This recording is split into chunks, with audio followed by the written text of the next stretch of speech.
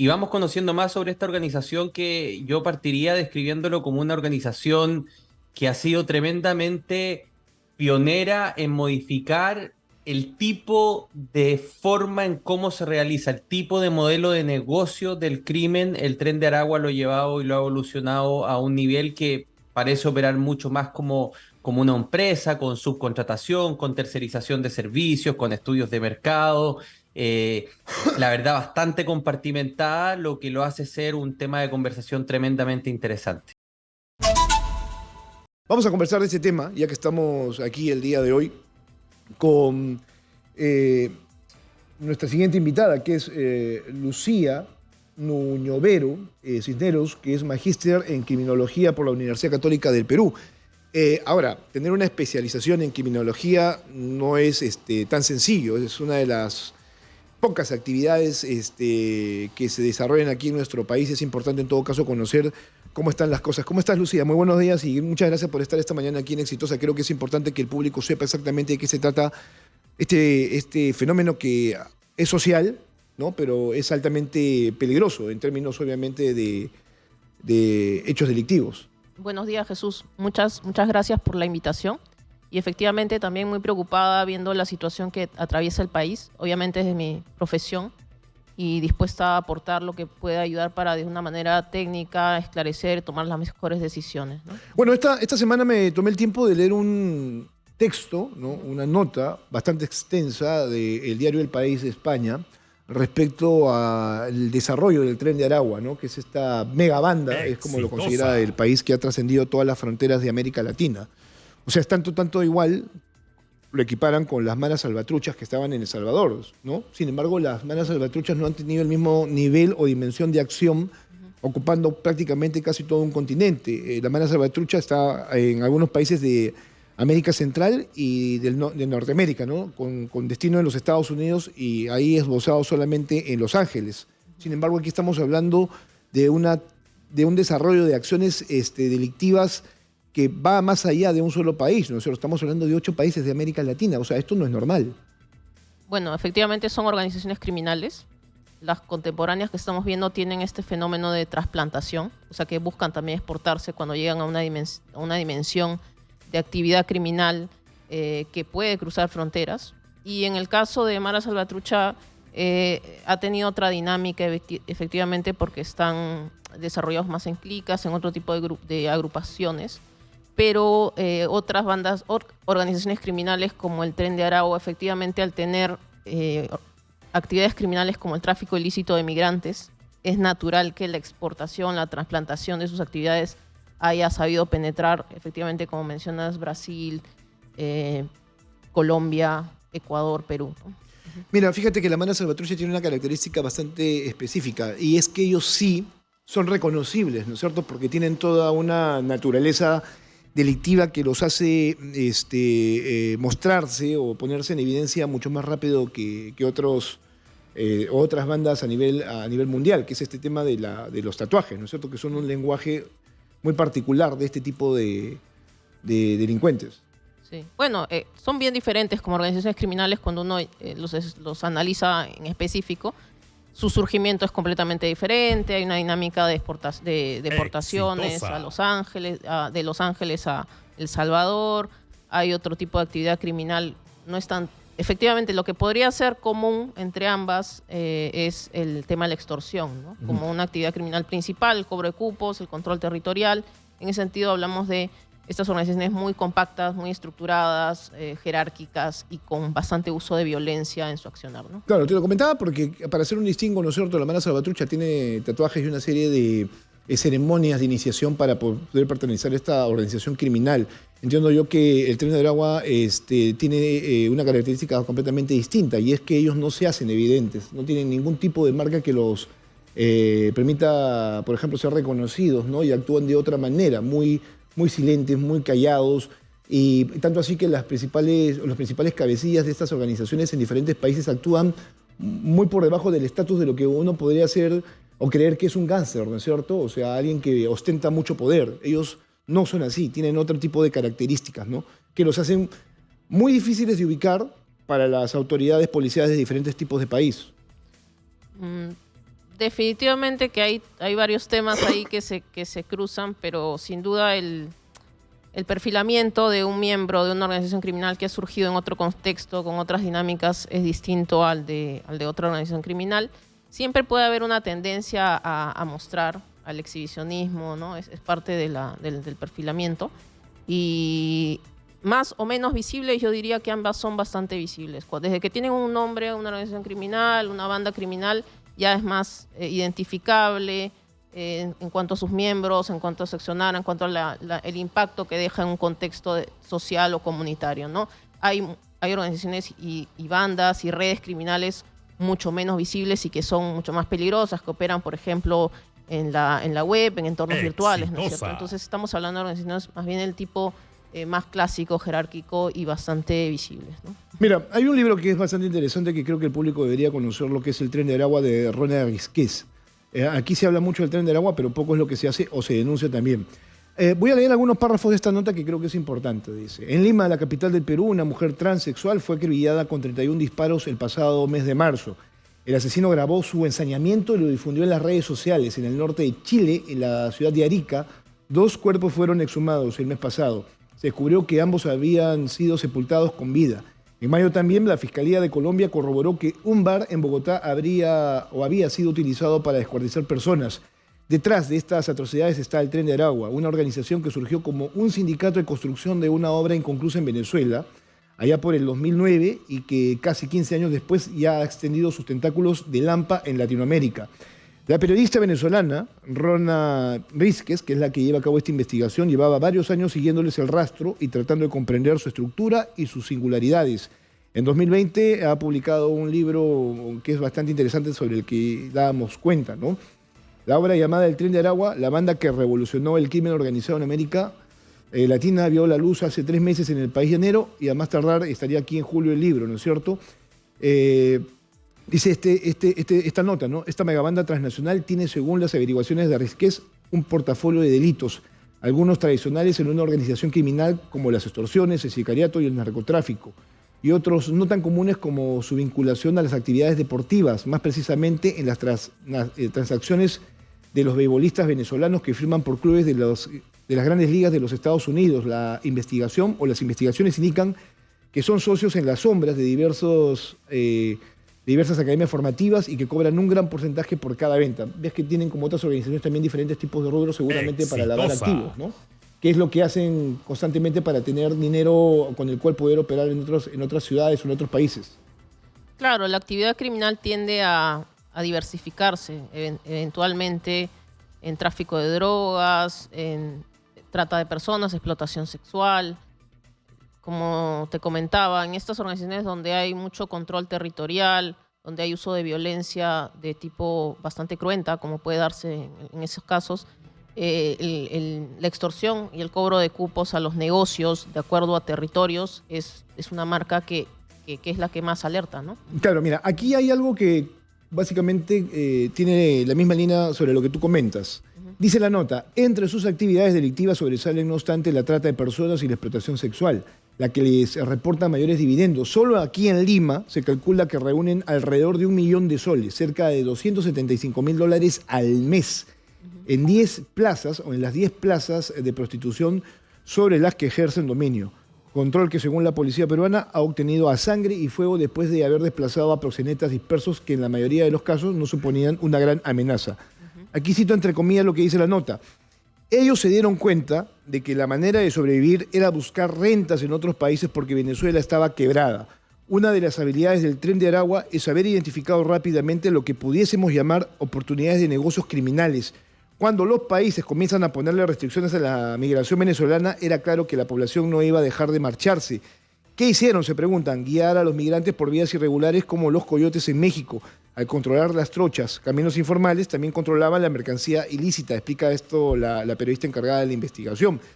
Dice, $275.000 al mes en prostitución genera esta banda, solamente en ese negocio, por controlar las 10 plazas de prostitución que están aquí en la capital, que son obviamente Rizo, aquí en Lince, ¿no?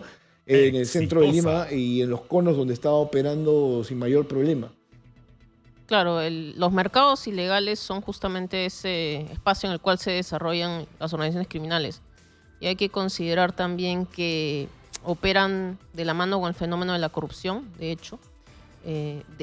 Una de las actividades criminales más lucrativas en el Perú es la minería ilegal, más que la trata de personas.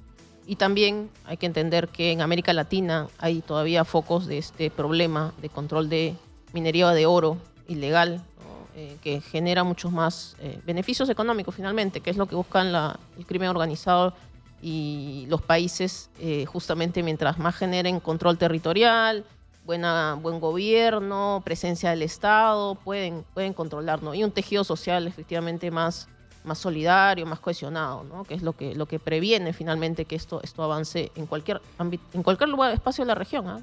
Tengo un amigo que es José María del Pino, que va a hablar con nosotros más adelante, después de la pausa, que ha hecho una investigación los primeros meses de este año sobre el Tren de Aragua, sobre cómo opera. Y él me comentaba a inicios del año, porque en cierta manera lo ayudamos a hacer la investigación,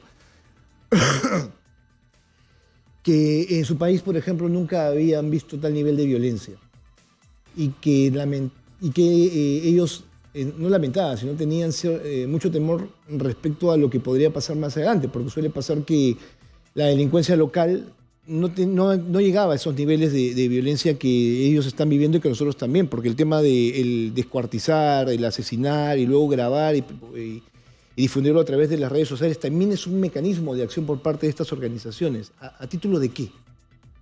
Bueno, en América Latina hay diversos niveles de violencia. De hecho, en el Perú no tenemos muchos niveles de violencia, ¿no? No teníamos esos niveles de violencia. No, somos uno de los países menos violentos de la región, siempre lo hemos dicho, a pesar de que tenemos factores, digamos, que podrían permitir que se expanda rápidamente el crimen organizado, como sobrepoblación penitenciaria, por ejemplo, entre otros problemas, ¿no? Y débil institucionalidad en los últimos años, ¿no? Pero el uso de la violencia, mayor o menor, lo que viene es a generar un control de parte de estas organizaciones con respecto a poblaciones, comunidades u otras bandas pequeñas, otros agrupamientos que quieran ganar espacio en el mercado, ¿no es cierto? Es un mecanismo de control, de dominación, el uso de violencia muy cruenta, como puede darse en estas organizaciones como el Tren de Aragua, ¿no? No, claro, pero utilizan el miedo como estrategia también.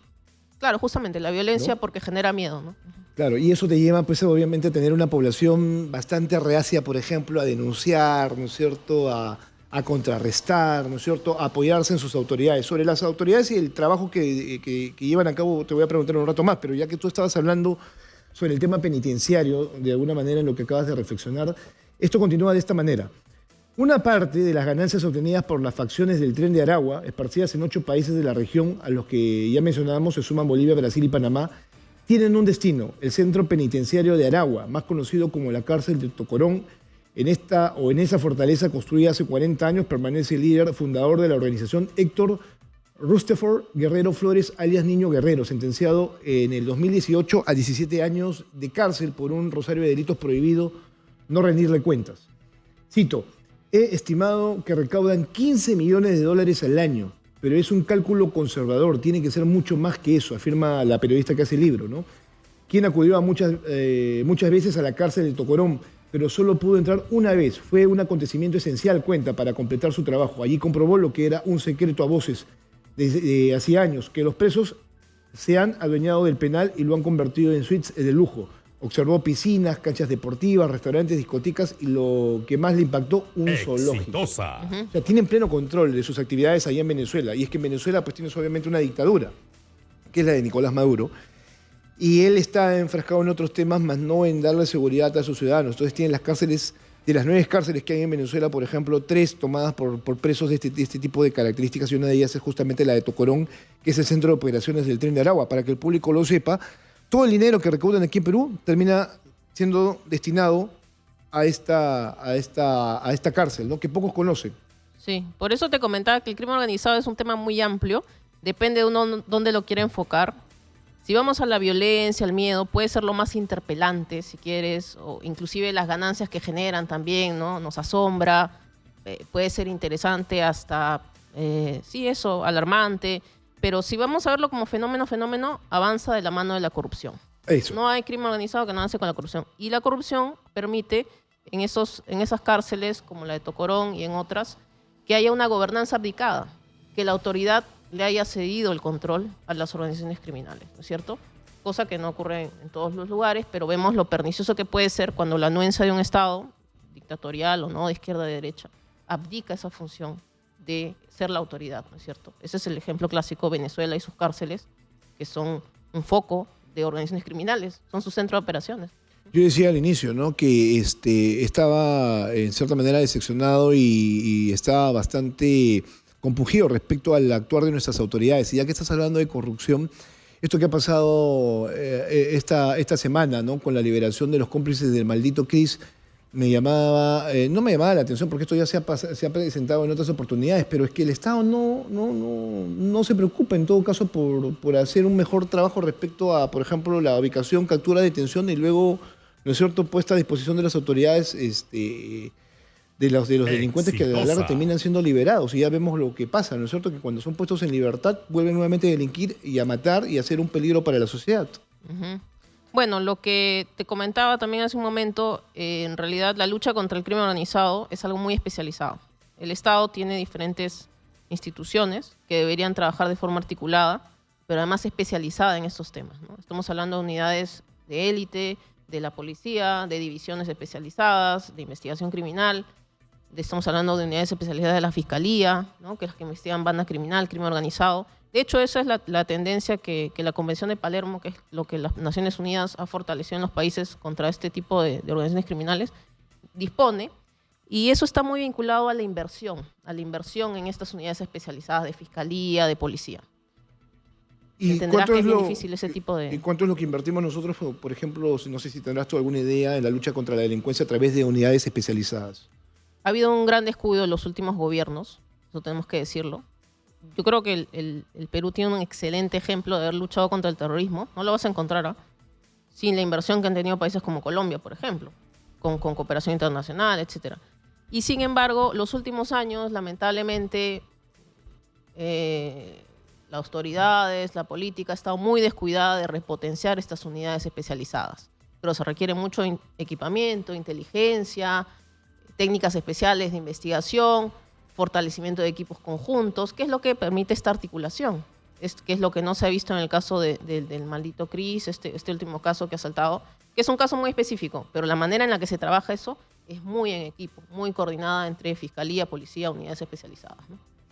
Claro, no, pero entiendo yo el tema del presupuesto, pero algo que a mí siempre me ha llamado la atención después del fenómeno del terrorismo que vivimos en el país es la poca capacidad que luego se ha visto en temas de inteligencia, por ejemplo. Porque si tuviéramos inteligencia policial, esto ya tendría que haber sido advertido hace muchos años y tendría que haber sido controlado, ¿o no te parece? Claro, bueno, si recordarás, el gobierno de Fujimori, un poco más o menos en esa época, se unificaron 3 policías, ¿no es cierto? Antes teníamos una policía de investigación, una guardia republicana, una policía general. Se unificaron, ahí se han generado unos cuerpos, como la División de Investigación Criminal, controles territoriales de regiones policiales. Eso es todo un tema de organización institucional, además de una línea de ascensos clara que genera, sí, potencias, unidades muy especializadas con servicios pues, de escuchas telefónicas, de seguimiento, mucha capacitación, unidades de élite. Intervenir, hablar de repente de esto puede parecer muy fácil, pero intervenir ahí y poner una mano contra la lucha contra el crimen organizado es bien difícil. Es una especialización de toda una vida, ¿no?, prácticamente. Bueno, pero tendríamos que hacerlo. Nadie discute ese tema, siendo la seguridad ciudadana uno de los principales temas, ¿no?, que la ciudadanía pide que sea tratado, ¿no? Sobre leyes, ¿no?, si es que tenemos las correctas o si tendríamos que ser mucho más draconianos respecto a la persecución del delito, quisiera conversar luego de la pausa, ¿te parece? Son las 8 de la mañana con 30 minutos. Esto es Exitosa en Lima 95.5 de la FM. Soy Jesús Verde y estamos hablando sobre esta megabanda internacional, el Tren de Aragua, que nos está ya llamando la atención en diferentes aspectos y tendríamos que exigir un mayor control por parte de las autoridades. Estamos conversando con Lucía Nuñovero, que es magíster en criminología, y más adelante conversamos con José María del Pino, que es periodista chileno que ha investigado a la organización criminal a inicios de este año y ha elaborado un importante documento no solamente para su país, sino también para que lo podamos conversar aquí en Exitosa. Vamos a la pausa y volvemos de inmediato. Hoy estamos hablando una vez más de inseguridad ciudadana, pero enfocados a el trabajo, por así decirlo, entre comillas, ¿no?, la actividad delictiva que desarrolla el Tren de Aragua en nuestro país y que ya ha roto todas las fronteras de América Latina. Está en 8 países de esta región, afectando directamente a esas poblaciones. Y aquí no podríamos dejar de hablar del Tren de Aragua a propósito de un informe que se ha dado a conocer durante estos días y que parece que nadie ha notado, ¿no? Han hablado constantemente de la liberación de los cómplices del maldito Cris, ¿no? Y este peloteo constante entre la policía y el Ministerio Público, pero nadie va más allá al fondo de esta situación. En un primer momento hemos hablado de básicamente la Constitución, la construcción, de dónde viene, cuáles son sus capacidades, ¿no es cierto? Y ahora hablemos un poco de las leyes, ¿no? Tenemos las leyes necesarias para combatir a este tipo de delincuencia internacional, Lucía. Te lo comentaba, ¿no es cierto? Yo veo el tema ya desde hace mucho tiempo y te decía, en Chile, por ejemplo, la muerte o el asesinato de 2 carabineros llevó a que todas sus autoridades tomaran decisiones inmediatas, tanto así que el presidente de Chile tuvo que decirle a su Congreso, ¿no es cierto? Bueno, el tema es de ustedes, lo que necesitamos es, en principio, ser mucho más duros con el tema migratorio, tener un mayor control de la frontera, cerrarla, por eso es que tuvimos estos problemas de fronterizos con Chile hace tan solo algunos meses. Y lo segundo fue, ok, empecemos a pedir información y papeles absolutamente a todos y aquellos que no cumplan con los requisitos que nosotros estamos estableciendo son detenidos. Y el plazo de detención va a pasar de 48 horas a 5 días para hacer una investigación mucho más específica de aquella persona de la que estamos interviniendo, ¿no es cierto?, que podría ser un delincuente. Y en cierta manera, y eso se lo tendríamos que preguntar a José María del Pino más adelante, esto a mí me parece razonable, porque en 48 horas tú no puedes determinar algún tipo de responsabilidad. Y ahí seguramente entiendo posiblemente al fiscal que ha liberado a los cómplices de maldito Cris. Pero tampoco es que sea su responsabilidad, y tampoco de la policía en ese aspecto. Tal vez tendría que pasar de que alguien se compre el pleito, la Presidenta de la República y el Congreso de la República, porque ellos son finalmente los que hacen las leyes. Y las cambian también. ¿Estoy mal en mi reflexión o qué opinas tú? Correcto. Temas presupuestales, temas legislativos pasan efectivamente por los políticos que a veces han estado más interesados en otros temas que en fortalecer a la policía, a la fiscalía, con leyes, con unidades especializadas, con creación de normas que favorezcan este respeto institucional que se tiene en los carabineros, ¿no? Que no es gratuito, ¿no? Es una institución sólida, fuerte, que no le puedes estar interviniendo, cambiando de altos mandos cuando gustes, como lamentablemente se ha dado en nuestro país, ¿no? Entonces, a nivel normativo, sí, hay muchas cosas que se han dejado en el tintero y no se han reflexionado en nuestro país. Por ejemplo, temas de plazos procesales, ¿no? Temas de reservas de investigación, ¿no? Investigar a una organización criminal no es como investigar a un ciudadano civil y común que tiene amplias garantías para exigir información. Tiene que haber muchos secretos, muchas reservas. O sea, en el caso de maldito Cris, esa tendría que haber sido una investigación reservada. Claro, posiblemente. Por las características del hecho. Claro, de hecho, eso ha debido venir desde antes de una identificación de ciertos individuos, ¿no es cierto?, que están vinculados a esta organización. Entiendo yo que en el caso del maldito Cris, él estaba participando de una reunión de carácter internacional donde representantes de diferentes bandas que operan aquí en el país estaban algo así como teniendo una convención para tratar de no tocarse entre ellos y encontrar algún punto medio para seguir operando con total normalidad, y que incluso, ¿no?, desde Venezuela, desde este penal que hemos comentado, habían enviado una especie de emisario para poder coordinarlos a todos. Así que como que hacen algo de diplomacia delictiva. Claro, nosotros tenemos marcos normativos reforzados contra el crimen organizado desde 2012, que implementamos la Convención de Palermo, la Ley contra el Crimen Organizado, la 3077. Procesales, normativos, de todas maneras hay ciertos dispositivos que se refuerzan. Por ejemplo, la protección de testigos, la protección de la denuncia. Eso no es solamente poner en la norma el testigo está protegido, cubierto en todas sus garantías. Tienes que generar unidades de élite también que los protejan.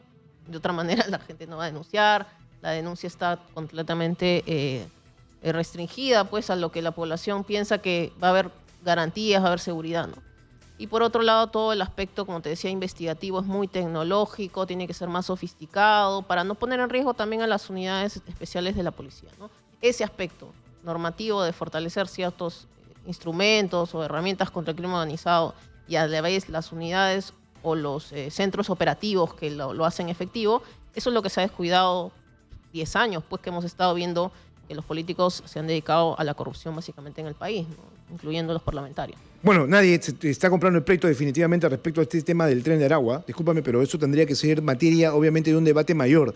¿Por qué? Porque en este país están operando la Cota 905, los gallegos, hijos de Dios, y puros hermanos sicarios. Además, Sobre lo que estaba conversando. ¿Cuál es el emisario que mandaron los del Tren del Agua de Venezuela, que entró además por la frontera sin ningún tipo de problemas, teniendo una serie de delitos cometidos? Fue un tal Juancho, ¿no?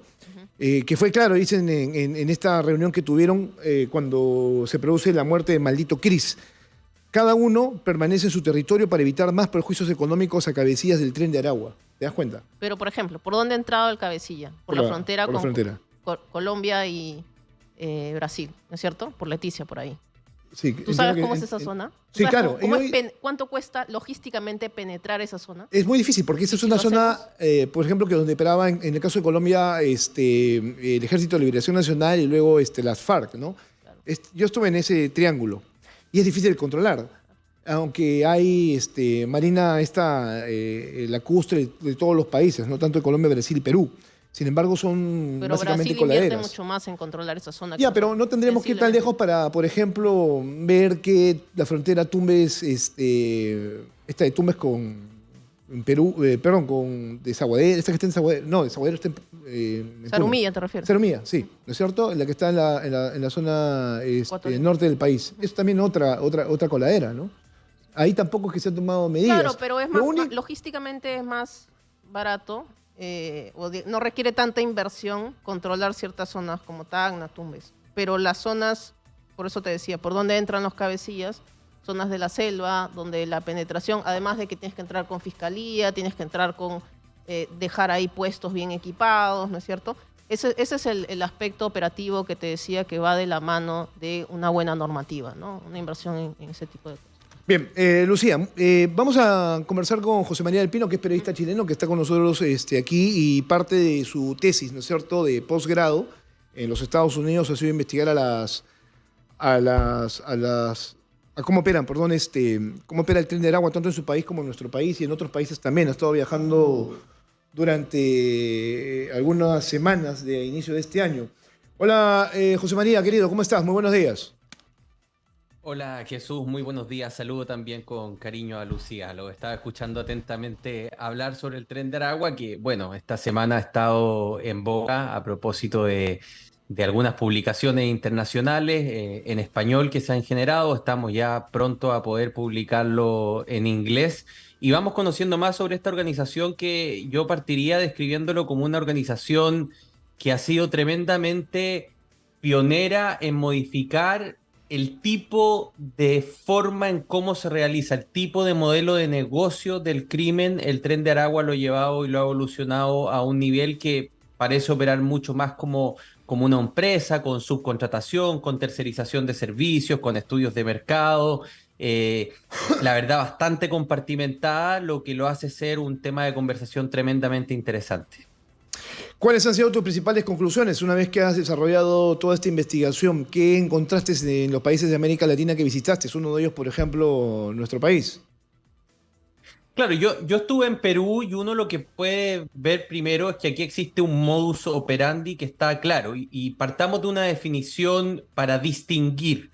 El Tren de Aragua no es la mafia, el Tren de Aragua no es un cartel, no tiene como giro principal el tráfico de drogas.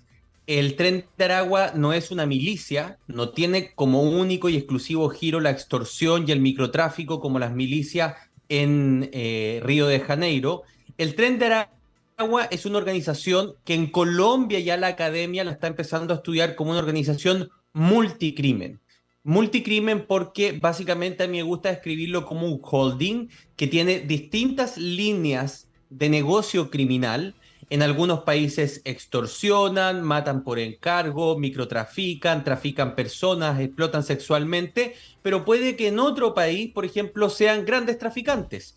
Porque el Tren de Aragua, cuando penetra en un territorio, lo que hace es llenar los vacíos del mercado local que ese territorio tiene. Y aquí, por ejemplo, un ejemplo en Colombia.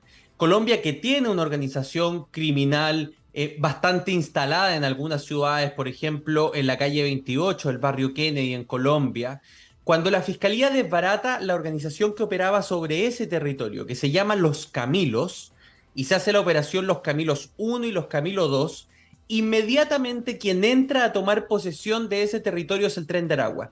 Y no necesitaron para ello disparar una bala, entrar en disputa con los Camilos, simplemente vieron que se produjo el vacío de mercado e ingresaron ahí. Y tomaron parte de las operaciones que tenían los Camilos.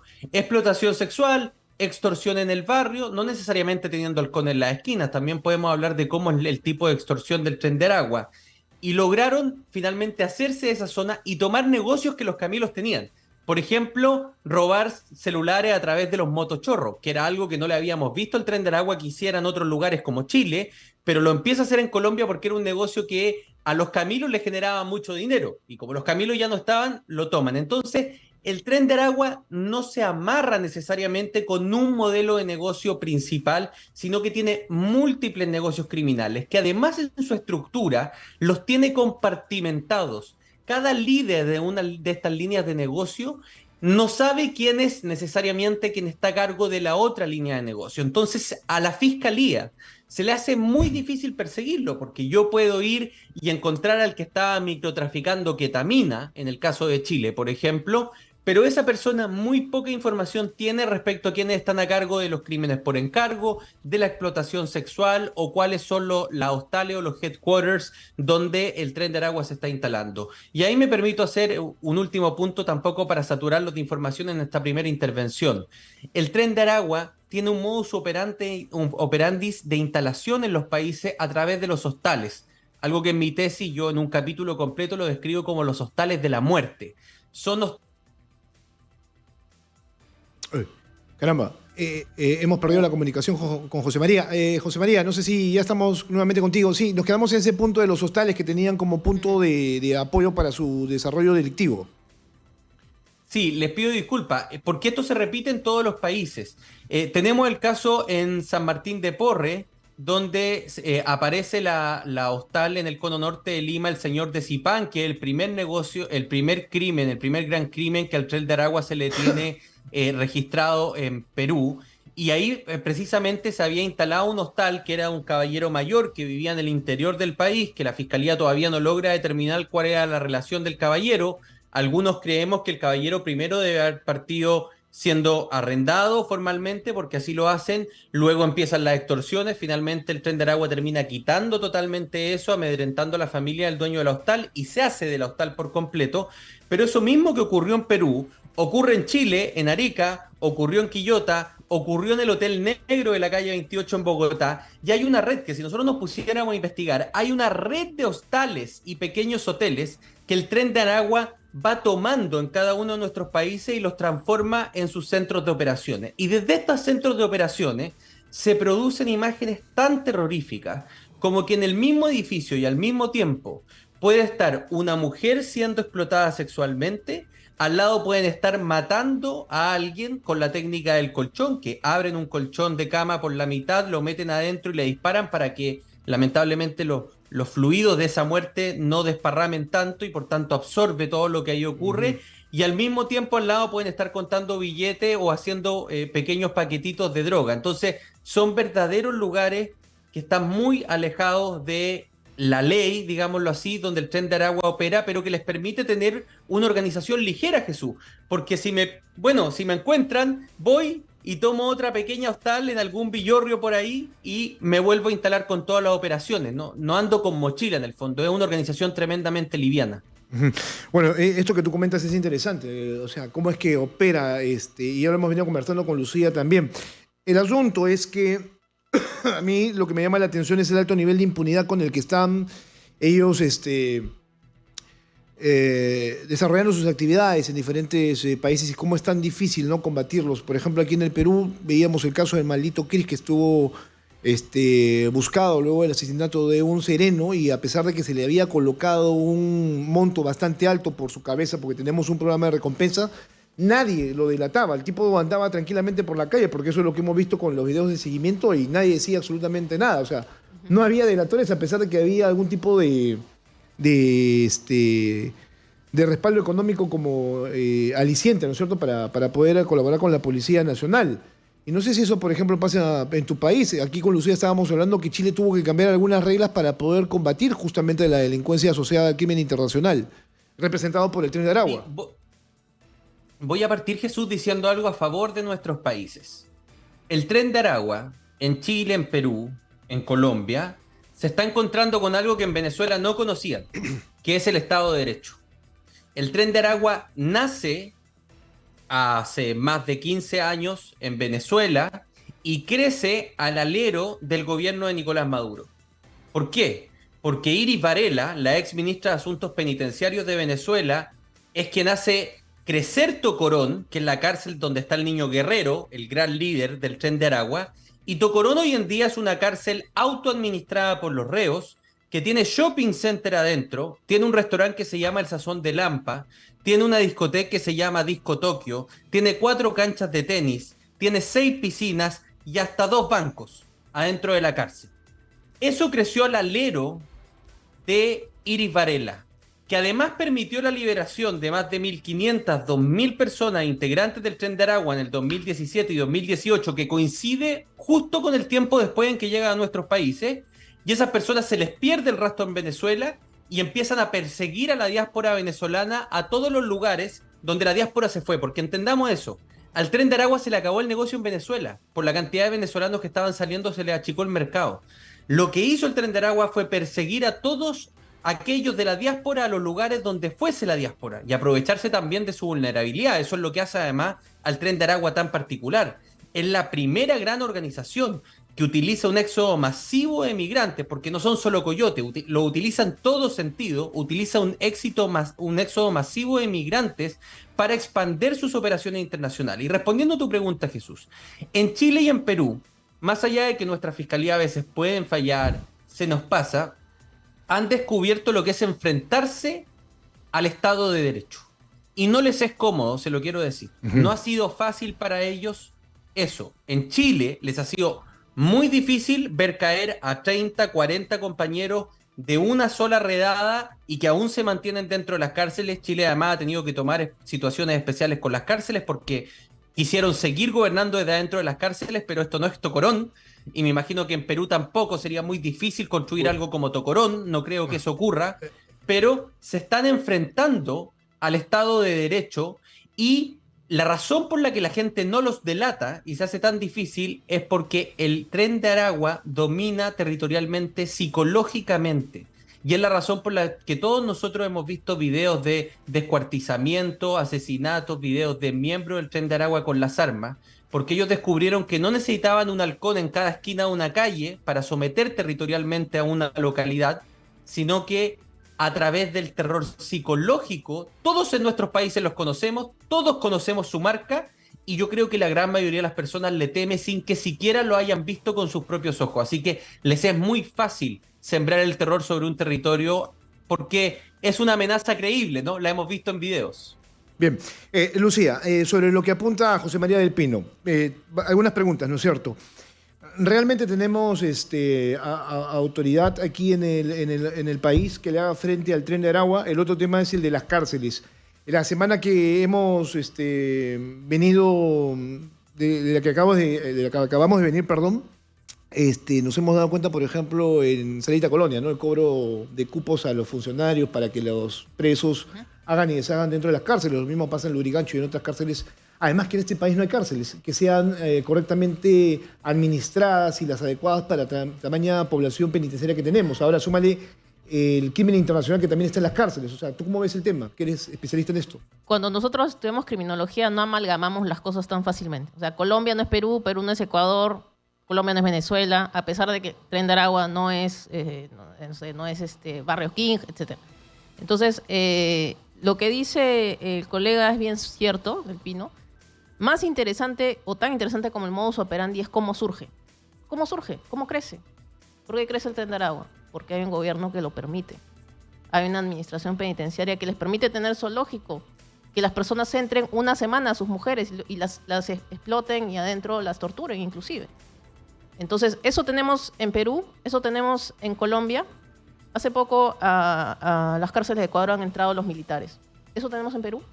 Es muy diferente las instituciones de cada país, cómo responden. Cómo responde Carabineros, cómo responde la Policía Nacional del Perú.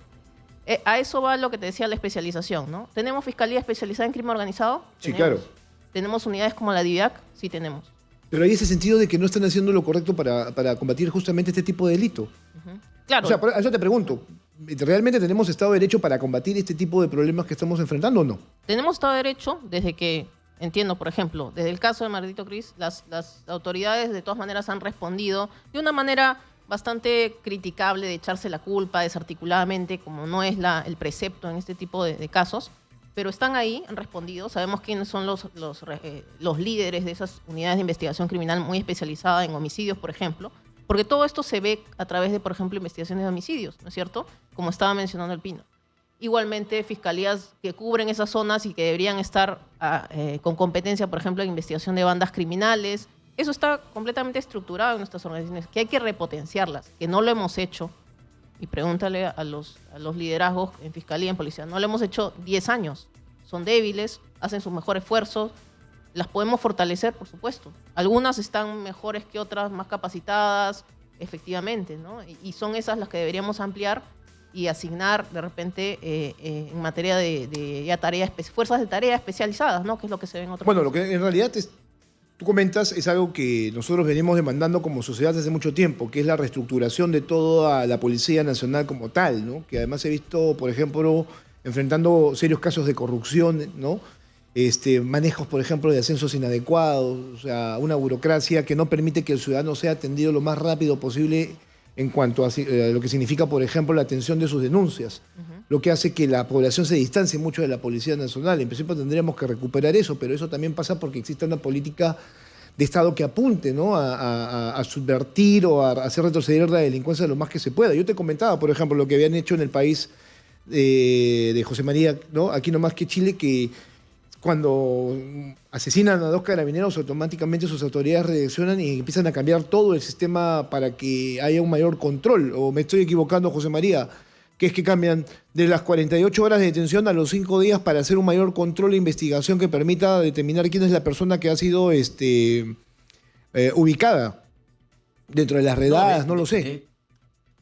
De hecho, claro, tienes toda la razón, Jesús. Lo que ocurre en Chile es que, bueno, lamentablemente tuvieron que fallecer en menos de un mes 3 carabineros, ¿no?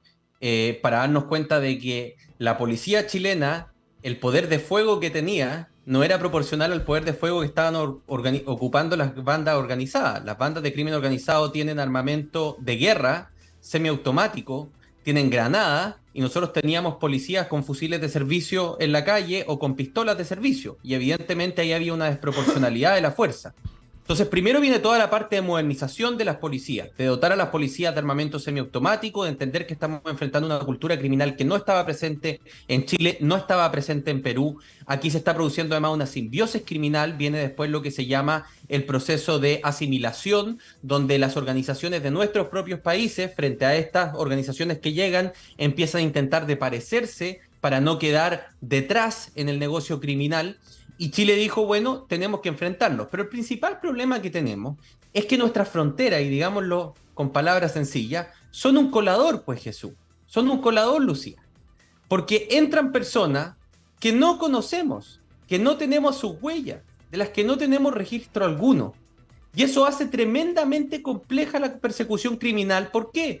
Porque no tenemos la colaboración del gobierno venezolano que nos permite integrar en línea, ojalá ese sería el mundo ideal, las bases de antecedentes judicial y el registro civil de Venezuela para que nosotros podamos tomarle la huella a alguien y ver de inmediato quién es esa persona en Venezuela. Eso es imposible. Entonces lo que Chile tuvo que hacer fue decir, bueno, en el caso particular de inmigrantes, de quienes no existe registro en nuestro país, automáticamente la medida cautelar durante el periodo de investigación es la prisión preventiva.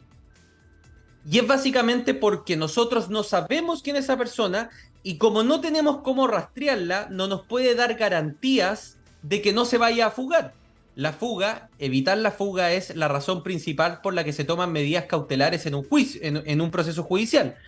Y eso fue bien respaldado por la Fiscalía lo está aplicando y nos ha permitido efectivamente empezar un proceso de identificación mucho más profunda y hemos descubierto cosas muy interesantes de inmigrantes que estaban ocupando nombres totalmente falsos, que aparecían en otros expedientes judiciales con un nombre, pero se trataba de la misma persona que acá estaba operando con otro nombre. Entonces, el sistema de persecución judicial ha tenido más herramientas y más tiempo para poder realmente presentarle los cargos que corresponden a una persona, y creo que se están dando y se están viendo los primeros resultados con algunas organizaciones que hemos visto desbaratamientos bien grandes donde han caído 25 30 integrantes en una sola noche. Bien, permítame, por favor, tengo que hacer una pausa, renovar información y vuelvo con ustedes porque creo que el tema es bastante interesante para la ciudadanía, para que empiecen a comprender cómo es que actúa una megabanda a nivel internacional, que la tenemos aquí en el Perú desarrollando actividades no de ahora ya, sino de hace mucho tiempo, pero se siguen potenciando. Entonces, tendríamos nosotros que advertir y llamar la atención de nuestras autoridades, y a eso vamos a apuntar cuando regresemos luego de la pausa. Estamos conversando con José María del Pino, que es periodista chileno, que ha investigado cómo opera el Tren de Aragua aquí en nuestro país y en su país también, y con Lucía Nuño Vero, que es magíster en criminología por la Universidad Católica del Perú. De eso tenemos que hablar constantemente. Vamos a la pausa y volvemos. Esto es Exitosa en Lima 95.5 de la FM. Soy Jesús Verde y volvemos. Y estamos conversando en extenso con dos especialistas, un periodista y una criminóloga, respecto al tema del Tren de Aragua, que es un tema que nadie toca con mayor profundidad y creo que es importante en realidad, al margen de lo político que vamos a enfrentar o lo enfrentamos constantemente, y además termina siendo un círculo vicioso. ¿Por qué es que le ponemos puntos sobre las IES? Porque cuando usted hace, o cuando le hacen a usted una encuesta de opinión, lo primero que le preguntan es cuál es su principal problema, y la mayoría está sosteniendo que es la inseguridad. Y entonces, siendo la inseguridad un problema importantísimo para este país, es momento nosotros que los diferentes medios de comunicación, al margen de mostrar solamente cámaras de seguridad, se pongan a analizar el tema a profundidad y hacer contrastes, no solamente lo que pasa aquí, sino en el mundo, que creo que es lo que nos está faltando. El periodismo peruano no mira más allá de sus fronteras y entonces solamente se queda aquí ensimismado y no resuelve absolutamente nada. Siempre es bueno tratar de cotejar y ver experiencias sobre aquello que es positivo para poder combatir este tipo de delitos. Por eso hoy estamos conversando con Lucía Nuño Vero Cisneros y José María del Pino, que por cierto me acabo de enterar que ha cambiado de teléfono. Avisa con tiempo, por eso no te ubicaba. Bueno, interesante, ¿no? La estructura, el funcionamiento. Lo que me queda claro es que el Tren de Aragua, al no poder operar en Venezuela, donde prácticamente el país está quebrado y donde no hay prosperidad económica, lo que hace es trasladar sus operaciones a otros países. Ese es en primera, ¿no es cierto? Lo otro que me voy dando cuenta, conforme vamos conversando con ustedes y el público seguramente entendiendo, es que llegan a otros países y empiezan a actuar de manera muy organizada para desplazar a la delincuencia local, porque eso es lo que están haciendo, por ejemplo, al tomar las plazas de prostitución aquí en Lima y seguramente en Chile también, y empiezan a ocupar otros negocios menudos. Es decir, se agencian de todo tipo de actividad delictiva para poder generar la mayor cantidad de ingresos y sacar esos dineros fuera del país. Que eso también se lo preguntamos a la policía y a los amigos de ASBAN. ¿Cómo es que sacan el dinero estos delincuentes hacia países, por ejemplo, como Venezuela? Que es también lo llamativo, ¿no? Ahí como que la respuesta tampoco estaba muy, muy clara, porque indicaban, claro, a través de transacciones financieras, electrónicas, sí, claro, pero sacar 10 millones de dólares o 15 millones de dólares no es tan sencillo, o sea, tendría que activar las alarmas. Y decían, claro, lo que pasa es que esta gente tiene tantos negocios y tanta gente asustada, que también les sirve como una red de contactos para sacar el dinero. Aquí, por ejemplo, no solamente controlan el negocio de la prostitución, sino también tienen el gota a gota, que es este sistema de préstamos, ¿no? Que han desplazado a los colombianos, ¿no? Y la gente se hace de estos préstamos y a la larga no termina de salir de este problema que es yo digo, no me gustaría estar en un gota a gota, porque eso me destruiría emocionalmente por el nivel de persecución que aplican, ¿no? Para desarrollar esta actividad. O sea, te amenazan a ti y te amenazan a toda tu familia. Lo otro es la extorsión. O sea, la gente que crea negocios aquí en el Perú, ¿no? Que tiene emprendimientos, abre su tienda y a la semana ya tiene mensajes en su celular, ¿no? Y un motociclista tratando de recabar dinero. ¿Yo por qué tendría que pagarle a un delincuente, no es cierto? ¿Por qué tendría que verme sometido a sus intereses, ¿no? Tendría en todo caso que tener a la policía automáticamente buscándolo, ¿no? Y deteniéndolo y poniéndolo a disposición de la autoridad. Pero eso también es otro punto, de otra pata coja que tenemos aquí en el Perú. Claro. Sí, Lucía. Si me permites, complementando lo que mencionó aquí el colega, lo que sucede es que las organizaciones criminales tienden a diversificar sus negocios ilícitos en busca de más rentabilidad. Pero el Tren de Aragua surge en tal contexto de precariedad, que es muy agresiva en esa búsqueda de beneficios. Muy agresiva, entonces va a buscar cualquier mercado y rápidamente diversificarse. Es una dinámica que tienen todas las organizaciones criminales, pero más exagerada porque surge en un contexto de precariedad extrema que vivía Venezuela en esos años. Entonces, así que ellos le dicen la luz al dinero, ¿no? Son los luceros los que manejan más dinero. Se apagó la luz cuando no hay luz, no hay dinero, ¿no? Es una oscuridad tan grande en la que está sumergida la población que rápidamente se ha acoplado, ha sido miembro, ha tolerado, ¿no? O ha participado de alguna manera en estas actividades que nosotros deberíamos más bien contrarrestar con desarrollo económico propio, con emprendimientos, con protección a nuestra actividad económica lícita, ¿no es cierto?, a través de las instituciones al cargo. Bueno, eso lo tenemos que ir viendo constantemente. Mira, siguiendo con este informe, perdón, José María, para darte la palabra, dame un minuto. Es que este informe del país creo que es bastante extenso respecto al trabajo que desarrolla el Tren de Aragua. Y yo sigo diciéndole trabajo cuando es actividad delictiva. El coronel Ricardo Espinosa, jefe de la División de Trata de Personas y Tráfico Ilícito de Migrantes de la Policía Nacional del Perú, señala que el método de la banda en el caso de los migrantes es generar, por ejemplo, una deuda impagable por conducirlos hasta el país andino, aquí al Perú. Les cobran entre 4.000 y 5.000 dólares. A esa deuda le fijan unos intereses altísimos que deben pagar semanalmente o incluso a diario y bajo amenaza de muerte. Por eso, por ejemplo, las mujeres, también muchas menores de edad, acaban atrapadas en la prostitución y acaban viviendo sometidas en lo que denominan casas de acogida.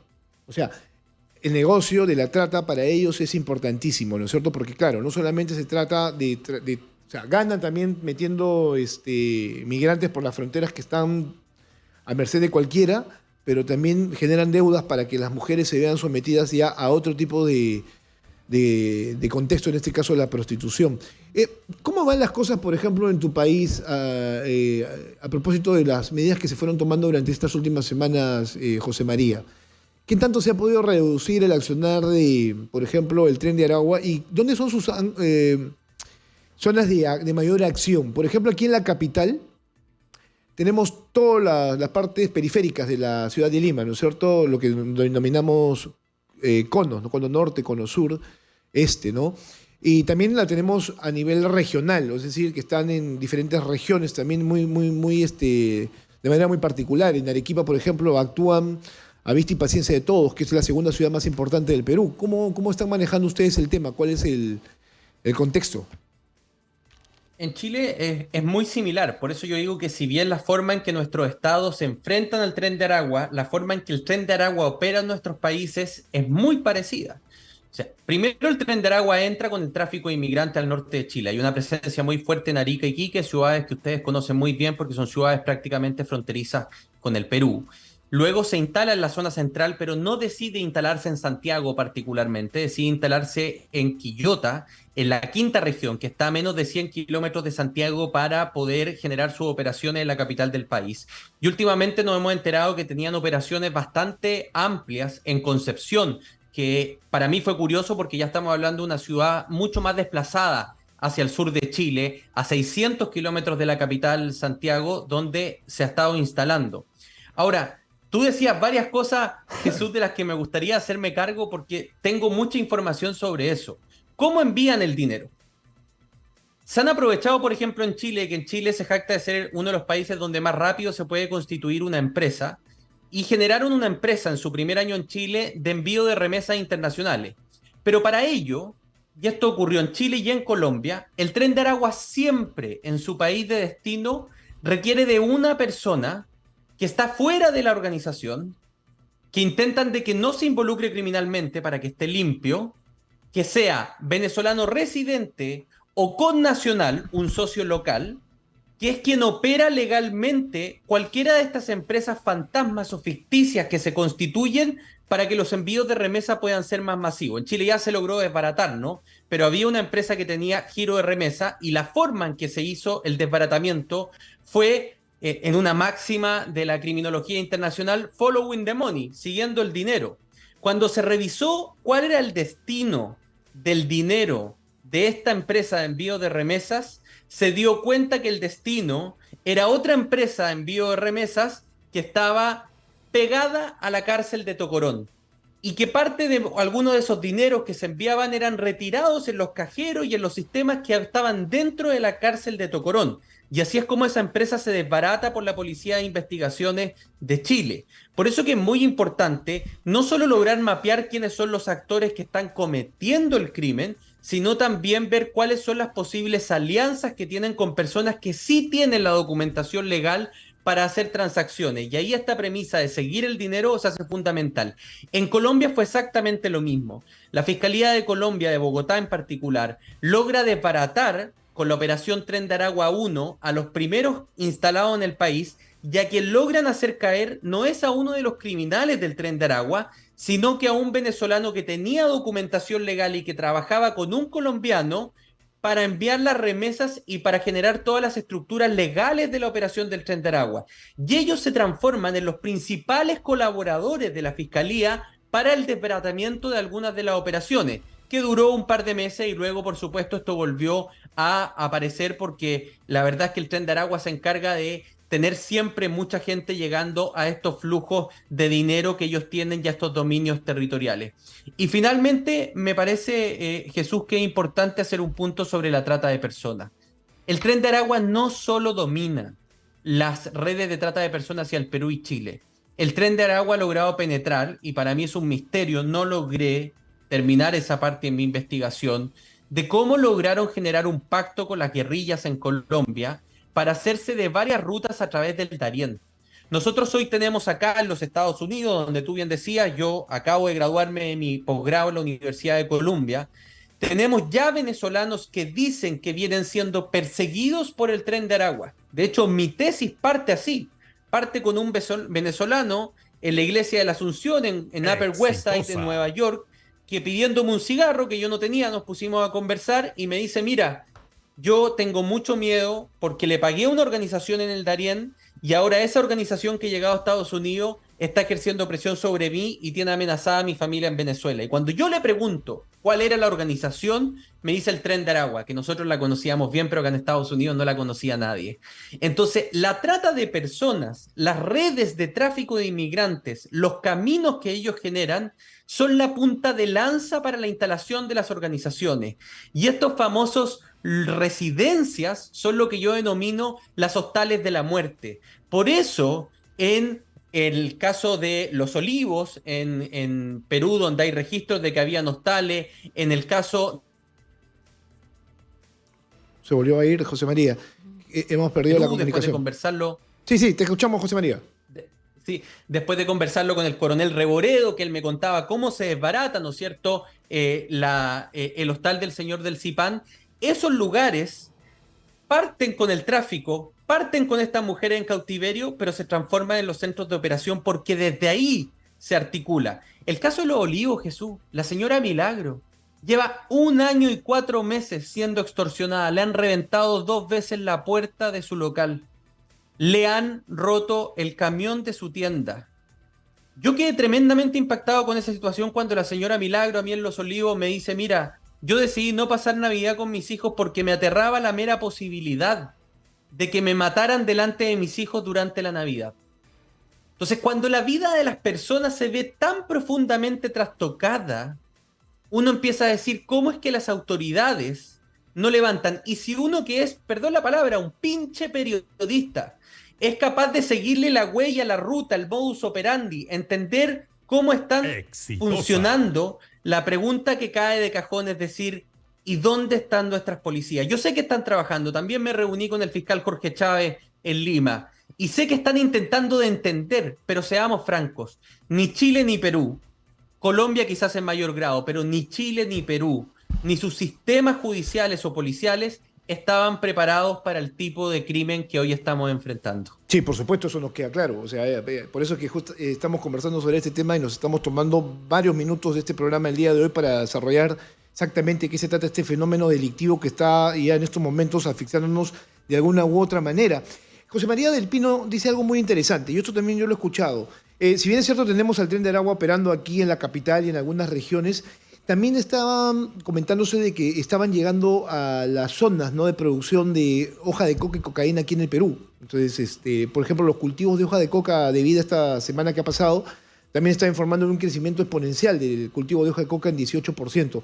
Pero aquí la pregunta es, si tú has podido tener, Lucía, algún tipo de información al respecto, si es que ya hay una asociación con el narcotráfico local y en esas zonas de producción de hoja de coca, porque eso sería peligrosísimo, ¿no? Porque además es una zona liberada, entre comillas, donde hay narcoterrorismo.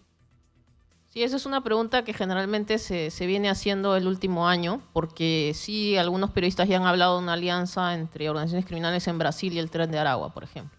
Pero más claro, ¿no? Ahora, entendamos que estas organizaciones tienen muchos niveles, ¿no?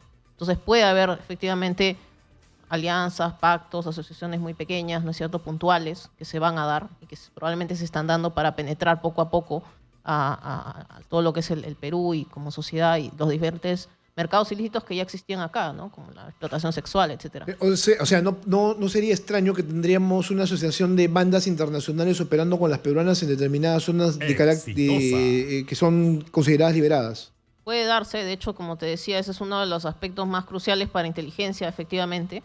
Pero sí a lo que quería un poco apuntar, que decía José María, es que todo el otro rostro de perseguir a los individuos y su organización es perseguir sus flujos criminales, ¿no? Sus flujos de activos criminales. O sea, ¿a dónde va el dinero que vienen haciendo? ¿A dónde van? Hay tarifas que se cobran, hay montos que se van recolectando. Y el Estado de Derecho es eso, es instituciones especializadas, ¿no? Hay fiscalías especializadas en lavado de activos, hay direcciones de investigación especializadas en lavado de activos y en seguimiento, hay unidades de inteligencia financiera también. Están funcionando, están abocadas a este tema, hay grupos de tarea específicos, ¿no entiendes? Entonces, efectivamente, esa es, yo diría, un 70% de ganar la batalla. Y así ha pasado en Chile. Si yo he entendido lo que los periodistas relatan de lo que se ha hecho en Chile, es mucho el trabajo de inteligencia en temas financieros de estas remesas que salían de algunos negocios muy específicos, inclusive en Santiago de Chile. Bueno, aquí eso, por ejemplo, no se ha desarrollado como investigación. Tendríamos que tener ahí a todas las instituciones involucradas, por ejemplo, en el seguimiento del dinero, ¿no? Para saber hacia dónde llegan. Se trata de manera muy somera y dices, no, va hasta Venezuela, sí, pero ¿Venezuela dónde? ¿Y quiénes son los que finalmente reciben la plata, ¿no? ¿Y cómo es que el gobierno de Nicolás Maduro permite justamente que esto pase por sus narices? ¿O es que sus funcionarios también están involucrados en esta situación? Exactamente. Las organizaciones criminales son como mini estados. Entonces, como decía José María un poco, tenemos que combatirla con más Estado, con un Estado de Derecho, con instituciones especializadas. Están fortalecidas, están trabajando para actuar, prevenir y reaccionar efectivamente frente a este tipo de problemas. ¿En qué está la Comisión del Parlamento de Justicia? Generando leyes, como tú dices, para mejorar, reforzar la lucha contra el crimen organizado. ¿En qué están las fiscalías especiales de crimen organizado? Las direcciones especializadas de lavado de activos de alta complejidad, ¿me entiendes? Esa es la manera de responder. No, te entiendo. O sea, tenemos la estructura, tenemos los mecanismos, pero lo que no tenemos es una coordinación que sea efectiva, porque si tuviéramos una mejor coordinación entre todas las instituciones involucradas, la Policía Nacional y el Ministerio Público para empezar, tendríamos una mejor persecución del delito y no tendríamos que estar viviendo lo que hemos vivido el día de ayer cuando nos enteramos de que los cómplices de Malito Keys que participaron en esta balacera, donde resultaron policías heridos, fueron liberados finalmente por la Policía Nacional. Perdón, por el Ministerio Público. Sí, José María. Sí, ahí hay un punto fundamental. La coordinación de estas instituciones tiene que venir con el liderazgo político.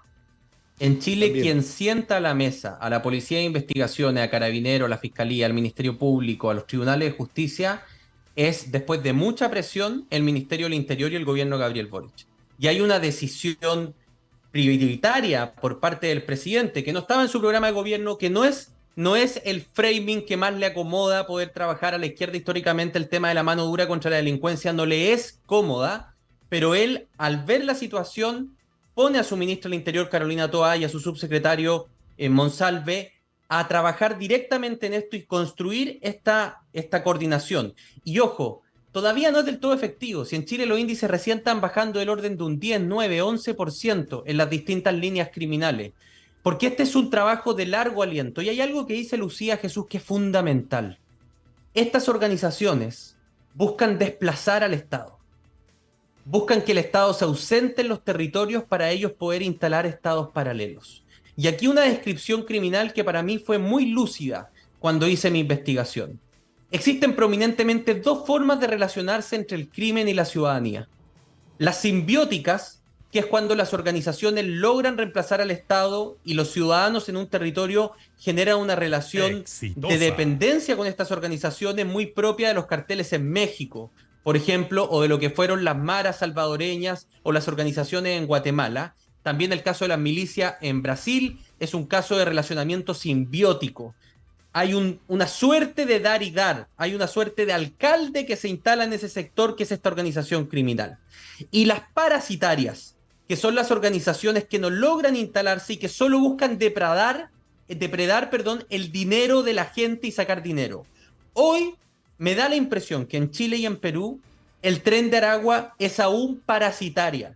Estamos a momentos de poder decirle, tú no te vas a instalar acá como un estado paralelo, tú no vas a venir a gobernar nuestros territorios. Pero la única forma de mantener la parasitaria y combatir a esos parásitos es teniendo la presencia del Estado activo. Entonces, ahí quiero entregarle una tercera luz, creo que es importante. No solo combatir el crimen, no solo perseguir el dinero, no solo coordinar las instituciones.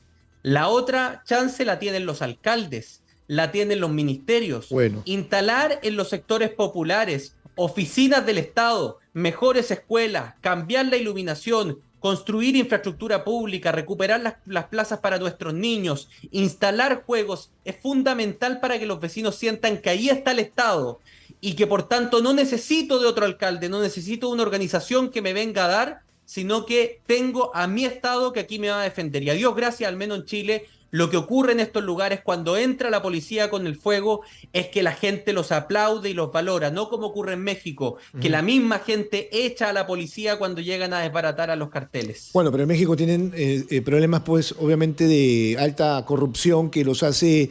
Es que el punto que dice Lucía claro, es la corrupción. claro, no puedes permitir que se genere simbiosis. Sí, claro. El problema en México es brutal, sobre todo en las zonas liberadas estas del norte de México, ¿no es cierto? Claro, donde notas que ya hay un extremo nivel de crimen organizado, como dice, simbiótico ya con el Estado, cuando hay ejecuciones extrajudiciales de ambos lados. En Venezuela y en México, el crimen organizado mata y el Estado también mata fuera de cualquier marco legal. Yo tuve la oportunidad de viajar a Centroamérica hace ya algunos años con el Banco Mundial para ver temas educativos, pero también temas de seguridad, ¿no? Y lo relevante del informe que lanzaba en Guatemala, en Antigua, el Banco Mundial, se ha reducido el número de asesinatos en América Central.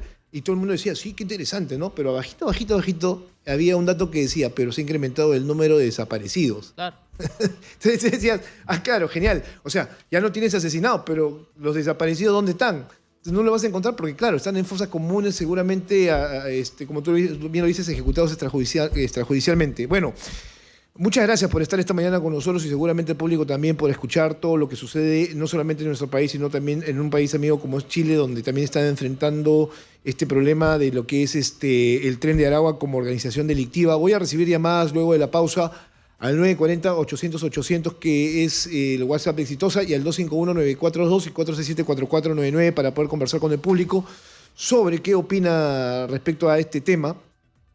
Y para terminar, claro, lo único que queda aquí es acción, coordinación, ¿no es cierto? Y un mayor compromiso por parte de no solamente las autoridades, sino también de la ciudadanía, Lucía. Sí, correcto. Creo que un tema que también está ahí crucial es la ciudadanía tiene que exigir que sus políticos trabajen para la ciudadanía, no para ellos, no para los que les financiaron las campañas, que pueden ser hasta negocios ilícitos, ¿eh? La ciudadanía tiene que exigir que la Fiscalía, la Policía, el Poder Judicial, el Parlamento, la Comisión de Justicia esté haciendo leyes, fortaleciendo las unidades, las operaciones que les protegen a ellos. Este tema ya debería ser de Consejo de Seguridad. Hace tiempo que no se reúnen. O sea, Dina Boluarte en 6 meses de gobierno todavía no ha convocado absolutamente Consejo de Seguridad, si mal no recuerdo. Sí, lo ha hecho, pero no han tratado este tema definitivamente. ¿O sí lo han hecho? Que yo sepa si se han reunido. Bueno, yo la verdad no sabía, no lo recordaba. José María, muchas gracias. Cuando gusten, querido amigo. Bien.